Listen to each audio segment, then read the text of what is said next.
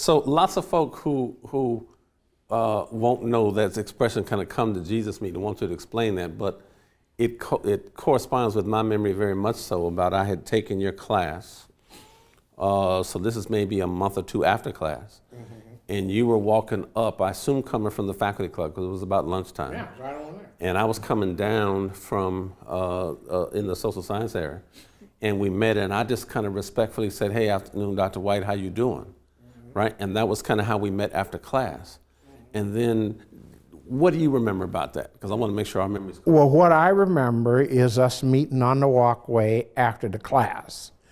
And you had already been in my class, and I knew you from your biological brother, but I knew you were from the inner city, South Central LA. I had grown up in an inner city in Minneapolis, so that was common ground. I knew you were from a one-parent family, that was common ground. You was black and male, that's common ground. And so we had a common experience base to start with, okay? And so I knew you had been playing basketball, and I didn't play college ball, but I played high school ball, ran track.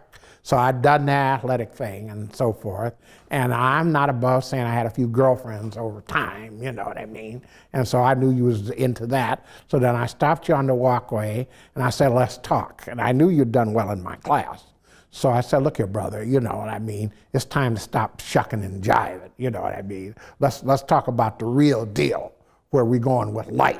Now you're not a teenager no more, so let's put this basketball down and get rid of some of these women, and let's talk about the future. And I said, I have office hours on Thursday. I said, I want you to come see me next Thursday. And that's when I wrote on that board. I laid out the whole next 7 years. I remember chalkboard maybe this big. Generations now know dry erase markers. Right. Chalkboard was about this big and diagrammed my whole future up on the chalkboard. And it was really life-changing and doggone if almost everything didn't come to pass. It came to pass, and I said, I'm gonna do exactly to you what was done to me. You're in the West Coast now, I'm gonna send you out to the Midwest. I didn't know whether it be Michigan State, ended up being Southern Illinois, but I mentioned Michigan State and Wisconsin. I said, we got a network out there, I'm gonna send you out there, then we're gonna bring you back here for your internship, and then after that, we'll see what you wanna do with your life. And then after that, you took your first job, tenure track at Penn, then we brought you on back here. And then I've often said this, and I believe it with my heart and soul, that if you're a good teacher, your students should excel you because you share what you got, then they put that together with what they got, and they should make 2 and 2 come out 4 or 5 rather than just do the same thing I did with my life. You're supposed to add on to that. And one of my most gratifying moments, Dr. Parham, was I was at an APA convention, American Psychological, about 3 years ago, and a lady came running out of one of your lectures.